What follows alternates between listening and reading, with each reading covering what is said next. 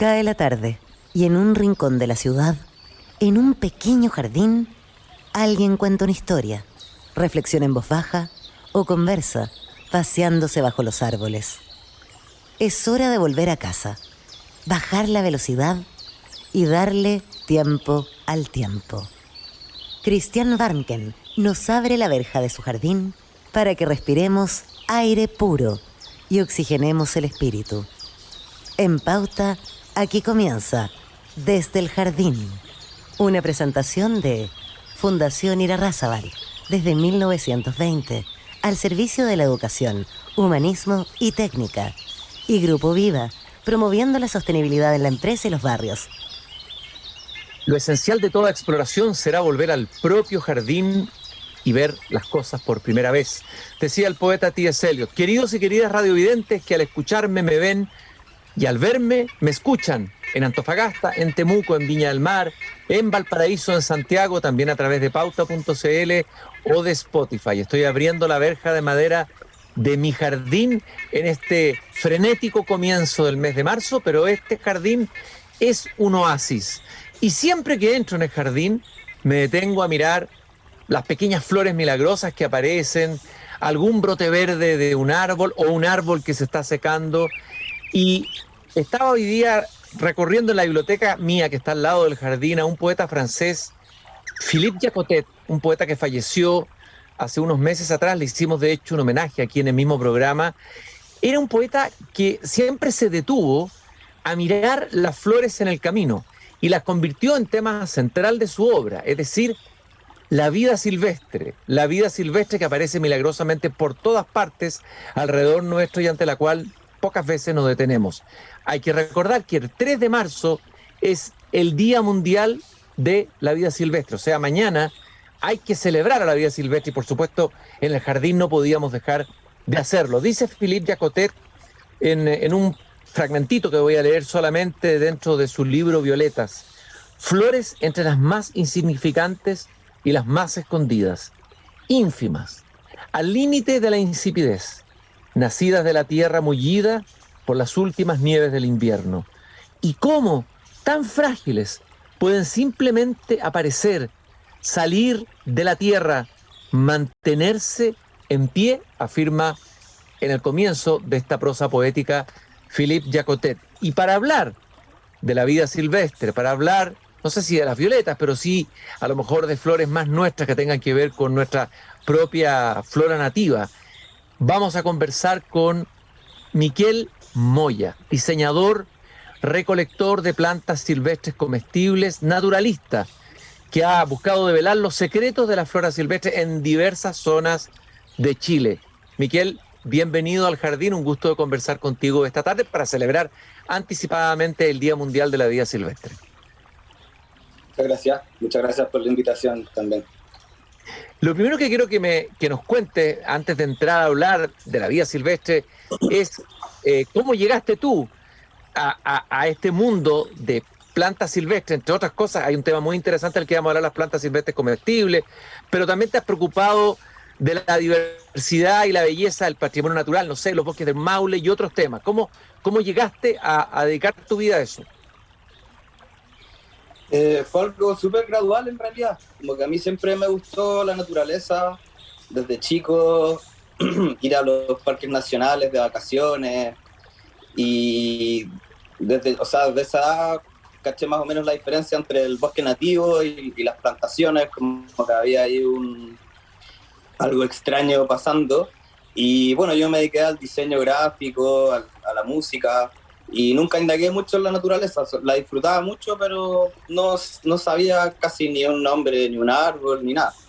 Y recién como a los 27 años más o menos, fui a la casa de un amigo que tenía un libro de aves de Chile, de Jaramillo, y eso fue lo que me cambió por completo la percepción. Yo nunca había visto un libro de flora nativa, o de animales que clasificaran en el fondo las distintas especies. Y dije, wow, esta es una manera súper buena para aprender. Y me lancé aprendiendo sobre pájaros y después en los grupos de Facebook sobre plantas, sacando fotos, y ahí me fui en un tubo sin salida. En un tubo sin salida, y de hecho tienes, entiendo, en Instagram algo que se llama alimentos silvestres, haces talleres para identificar y utilizar flores, plantas medicinales. Hay todo un mundo ahí desconocido, un mundo que era parte de un saber campesino, un saber rural y que se fue perdiendo cuando nos fuimos trasladando hacia las ciudades, ¿no? Pero un saber muy antiguo que existió en Chile. Sí, de hecho, o sea, poco se habla, pero hay, por ejemplo, está el sitio Monteverde, que tiene 13.500 años al menos de antigüedad, y ahí se encontraron un montón de las plantas que todavía se consumen hoy día, como el boldo, la nalca, que son hartas variedades de algas, que eso ya ha caído en desuso. Entonces hay una tradición que fue bastante, podría decir, pisoteada por el colonialismo y en el fondo, por ejemplo, los porotos al principio los españoles les daba terror consumirlos, creían que eran tóxicos. Entonces intentaron imponer su dieta y en el transcurso de los siglos, todo lo que tiene que ver con recolección silvestre, enfrentado a lo que es la electricidad, el que se iba a poder congelar cosas, el supermercado, como que con nuestro estilo de vida moderno ha caído mucho en desuso por un montón de razones en el fondo, y también yo creo principalmente por no valorar nuestra propia cultura y no estar al tanto de que existe, y es algo que en el fondo, sobre todo en las grandes ciudades, es quizá un poco más difícil de ver, pero en zonas en las que estoy yo ahora, como San Fabián de Alico, son cosas que se siguen en el fondo usando. Vamos a ejemplificar algo con algo que te leí por ahí en un artículo, en una revista digital, una entrevista que te hicieron, que tiene que ver con los bosques del Maule. Poca gente sabe que en el Maule hay bosques nativos extremadamente interesantes, diversos, que es una región que tiene la mayor cantidad de especies de árboles nativos. Otra cosa es que cuánta cantidad de ese bosque hay. Se habla siempre de los bosques del sur, ¿no es cierto? Se habla de Valdivia, se habla de otra zona, pero poca se habla del Maule. Ahí hay todo un mundo que me imagino que tú descubriste, que me gustaría que lo compartieras con nosotros. Sí, bueno, de hecho yo vivo acá en la región de Ñuble, se podría decir que es como el Maule histórico igual, porque antiguamente fue la provincia del Maule. Y los bosques acá maulinos son en el fondo los bosques de la zona central sur, que es algo que a mí también me gusta mucho desmitificar, que es en el fondo que la zona central es la zona que tiene los bosques más biodiversos y que tiene más diversidad de plantas vasculares, que en el fondo son las plantas que nosotros ocupamos, dejando de fuera los musgos y hepáticas, que son tipos de plantas que sí más al sur hay más variedad, pero en el fondo si uno ve un mapa de la biodiversidad de Chile, la punta está en la zona central, y obviamente la zona sur también tiene mucha biodiversidad, pero ahí va decreciendo a medida que ya llegamos a Magallanes. Entonces,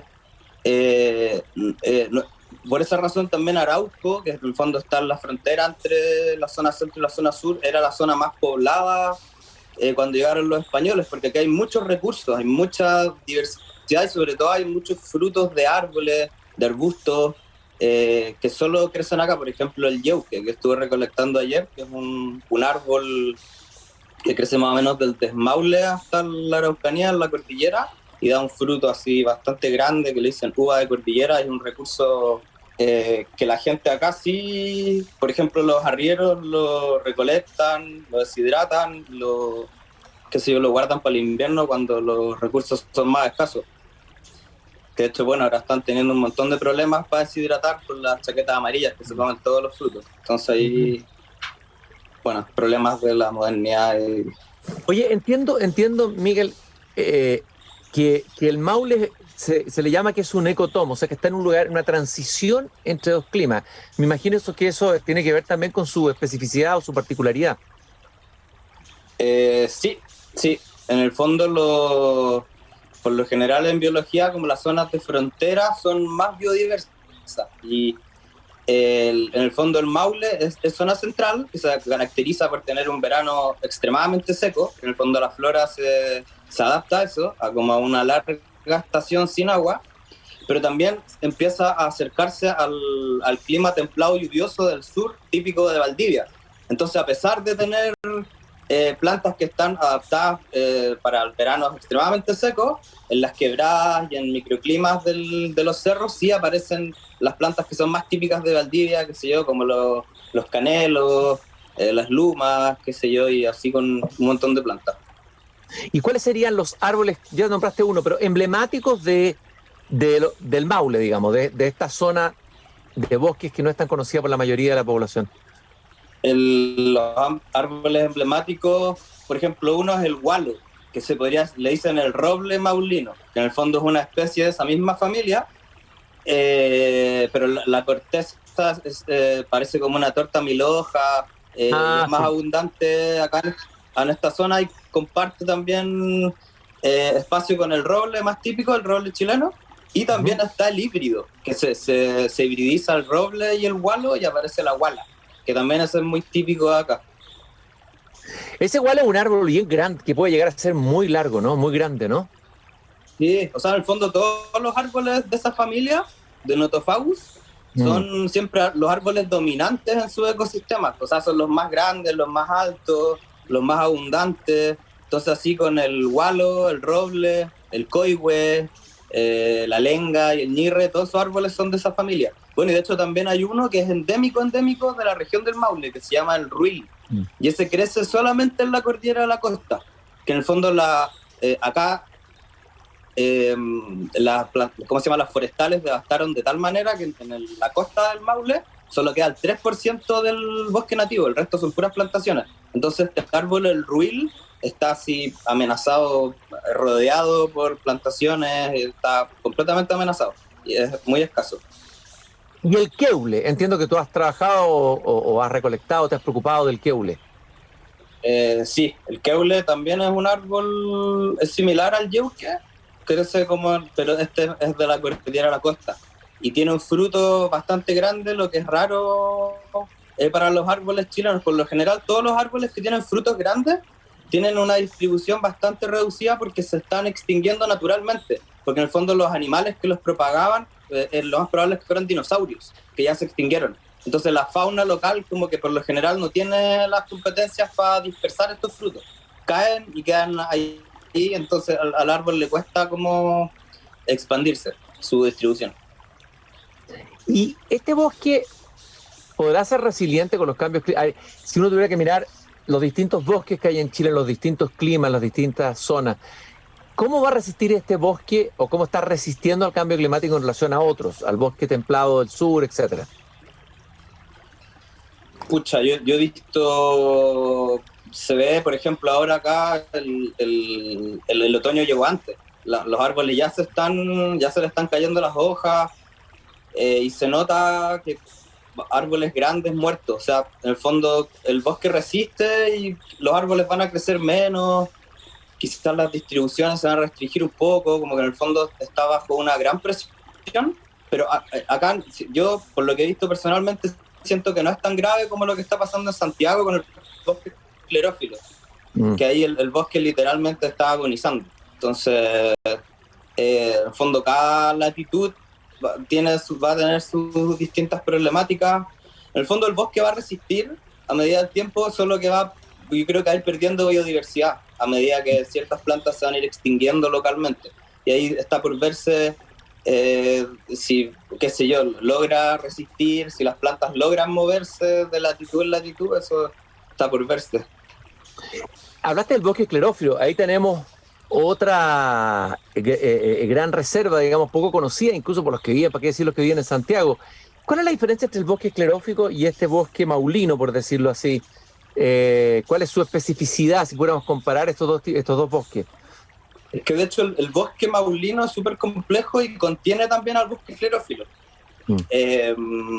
Porque en el fondo, bueno, la ciencia siempre trata como de clasificarlo todo bien separado, pero la naturaleza es una locura, o sea, pero lo que se llamaría más roble, o sea, perdón, bosque maulino serían los que están dominados por gualos o robles, pero también van a crecer entre medio quillayes, boldos, litres, que son en el fondo las especies más típicas del bosque esclerófilo, que en el fondo el bosque esclerófilo es un bosque que está muy adaptado a estos veranos secos, entonces las hojas son chiquititas y son duras, y no se caen, se mantienen todo el año en el fondo para guardar esa poca agua que obtienen. Esclerófilo en griego significa hoja dura. Entonces, y en el fondo los bosques maulinos sí tienen árboles caducifolios que se les caen las hojas en otoño, y esa sería como la gran diferencia. Estoy conversando con Michael Moya en el Día Mundial, adelantándonos al Día Mundial de la Vida Silvestre, el diseñador, recolector de plantas silvestres comestibles, naturalista, me imagino que caminante entre bosques, buscando especies nativas. Y hablábamos al comienzo del tema de las especies comestibles y todo el saber que hay en Chile, o hubo, ¿no? Un saber culinario a partir de frutos comestibles, de elementos que pueden ser usados en las comidas, en las bebidas, incluso en bebidas alcohólicas preparadas. Hay toda una gama, una riqueza ahí tremenda. Me gustaría hablar de ese mundo que se va perdiendo, que se conserva en algunas zonas, uno lo ve en algunas ciudades, en provincias, en ciertas ferias, en que uno ve y que se venden todavía ciertos productos que ya la mayoría de la población no conoce y que son muy interesantes. Algunos son muy ricos, hay frutos, hay hierbas naturales, etcétera. Hablemos un poco de ese mundo y de cómo ahí hay, bueno, tú has estudiado esto, la pérdida de la riqueza, la biodiversidad en el mundo culinario. O sea, cuando nosotros preparamos comida, cómo hemos perdido todo aquello que está ahí, a disposición nuestra. Sí, bueno, en el fondo eso, o sea, a mí me gusta en general la flora nativa y a ayudar a la conservación y todo, pero lo que he encontrado más como trabajo en el fondo es investigando todo lo que tenga que ver con la alimentación silvestre, que en el fondo yo lo divido en el fondo de la alimentación ancestral, que son las plantas nativas que ocupaban nuestros ancestros, y también está las plantas mal llamadas malezas o hierbas exóticas que trajeron los europeos y que tienen que ver con una dieta más bien del Mediterráneo. Son plantas que han usado históricamente los turcos, los palestinos, los italianos, los franceses, los españoles. Y ese es un mundo que menos se conoce en Chile porque no hay una tradición culinaria con estas plantas. Muchas no se sabe que se comen. Y serían como las más abundantes en zonas como Santiago, por ejemplo, donde la flora nativa ya fue, en el valle por lo menos, completamente devastada. Entonces, me he movido por esos dos mundos. He vivido en Chiloé haciendo esta investigación, en Santiago, y ahora me vine a vivir a San Fabián de Alico, en la región de Ñuble, en el fondo para investigar el potencial alimenticio silvestre de cada una de estas zonas y también ver técnicas de conservación ancestrales y modernas, y todas relacionadas a lo que es la fermentación salvaje, que es en el fondo fermentar como lo hacían los antiguos, con las levaduras tan naturalmente en el ambiente y no las que se compran industriales en el supermercado. A ver, algunos ejemplos de plantas comestibles o de elementos que pueden ser usados en la cocina que se hayan perdido y que pudiéramos tal vez recuperar, si es que hubiera un saber y se difundiera esto, bien difundido entre la gente. Ya, entonces lo vuelvo a separar, como con las plantas nativas. Es súper complejo ese tema porque muchas de las plantas más importantes ahora están amenazadas. Por ejemplo, te pongo un ejemplo, la palma chilena, que antiguamente en Santiago era como común verla, hoy en día solo queda el 2% de su distribución original. Entonces es una planta altamente amenazada, pero a nivel alimenticio era súper importante en la antigüedad porque se comían los palmitos que tenía adentro, los cocos, que son como verdaderos cocos tropicales, pero chiquititos, y así con el algarrobo, con la puya. Yo creo que el potencial allá está en las mal llamadas malezas, que por ejemplo hay muchos cardos que son comestibles. El cardo penquero es el más típico, que se comen las pencas, de hecho las venden en las ferias.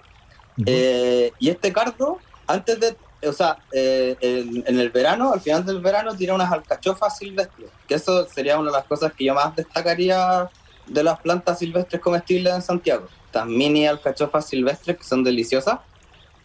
Bueno, también hay mostaza silvestre que crece, por ejemplo, en el Cerro San Cristóbal, a destajo. Durante el verano ya está seca, se puede recolectar.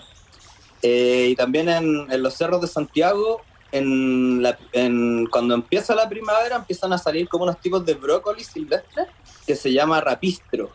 Y eso también es súper abundante y es una planta que llegar, cortarla y tirarla a la parrilla. Así de fácil. Después alinearla ojalá con aceite, vinagre y sal. Siempre se ha hablado, claro, siempre se ha hablado de la riqueza de los remedios caseros, producto de las hierbas, el saber mapuche sobre remedios caseros, toda la farmacopea que hay natural. Pero aquí estamos hablando de alimentos, o sea, hay una riqueza alimenticia, y es interesante este tema porque te escuché o te leí que tú señalabas algo muy, muy importante de tomar conciencia. ¿Cómo se ha ido reduciendo nuestra dieta, ¿no? Que hemos perdido con la dieta del hombre contemporáneo. Cualquier habitante de cualquier parte del mundo hoy día come una dieta mucho menos diversa y menos rica en variedad que antes.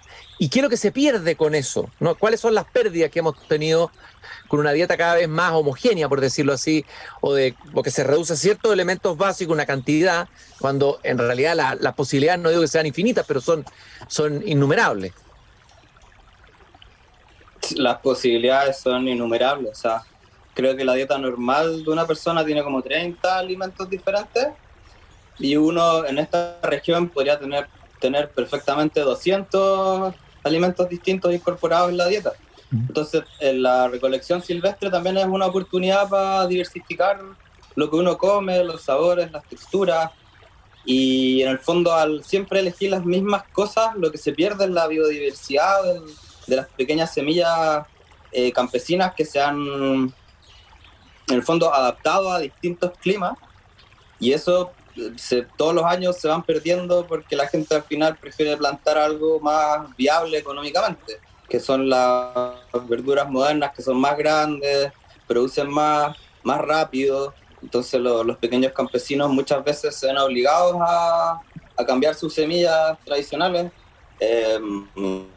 Entonces, bueno, nosotros los que compramos comida tenemos el poder de elegir cosas que quizás tienen más tradición o tienen más que ver con nuestro entorno y con nuestra historia. Miquel, y yo creo que lo que se ha perdido, desde luego, son experiencias nuevas, experiencias en el paladar, de sabores, de olores, de texturas. O sea, hay una pérdida sensorial también. Nos estamos perdiendo de tener nuevas experiencias, que es lo rico de probar comidas nuevas, de comida de otros países, de tener una experiencia sensorial que amplía el campo de no solo la nutrición, sino también del placer. Exacto, sí, pues de hecho muchos de estos frutos o hierbas son únicos y son sabores que no vas a conseguir en ninguna otra parte. O sea, una rica nalca con sal no se compara a nada que uno pudiera comprar en la feria o qué sé yo, en el supermercado menos. Y así con un montón de frutos. Entonces, bueno, yo creo que el camino es, sobre todo con la flora nativa, es volver a cultivar estas plantas y cuidar lo más posible los ecosistemas y nuestros paisajes, que son los que permiten que existan estas plantas. Pues. Y si seguimos como vamos, poco va a quedar. O sea, yo con mis propios ojos he podido ver en mi corta vida cómo los ecosistemas se van deteriorando y van desapareciendo. Sí, es rápido la destrucción. La flora acá en Chile sobre todo, y por los ecosistemas más fondo frágiles. Entonces se protegen muchas hectáreas en la zona austral donde no hay, en el fondo no hay una amenaza tan certera sobre los ecosistemas, pero acá en la zona central, donde tenemos un montón de ecosistemas como por ejemplo los palmares, que están altamente amenazados y no tienen la protección necesaria, ahí no se está haciendo lo que se debería. Entonces hay un gran, o sea, ¿cómo se llama? Ahí el Estado, que sí, los privados tienen la responsabilidad de tratar de proteger lo más posible estos frágiles ecosistemas que tenemos en la zona central y que quedan tan pocos en el fondo ya silvestres. Oye, sería muy bueno, Mike, a lo mejor lo has hecho, yo no lo he visto, pero que publicaras un libro sobre esto. Así como tú te encontraste con un libro que te marcó y que te llevó a la exploración en la flora, sería interesante que hubiera un libro sobre este tema específico de los alimentos silvestres. Sí, estoy trabajando en eso. Postulé un fondo el año pasado, pero no me lo gané, así que espero este año ganármelo y ya, o sea, tengo ya casi todas las fotos y más o menos la idea de las plantas que van a ir. Pero seguro, sí. Bueno, y a todos los que nos están escuchando, nuestros radiovidentes, que quieren abrirse a conocer este mundo desconocido y rico de saberes culinarios, de comidas, de alimentos nuevos que están a veces a la mano, o cerca por lo menos, tal vez pueden conectarse a través de tus talleres. No sé si estás haciendo talleres en estos momentos, a tu Instagram. ¿A dónde nos puedes invitar a conectarse con lo que hace Michael?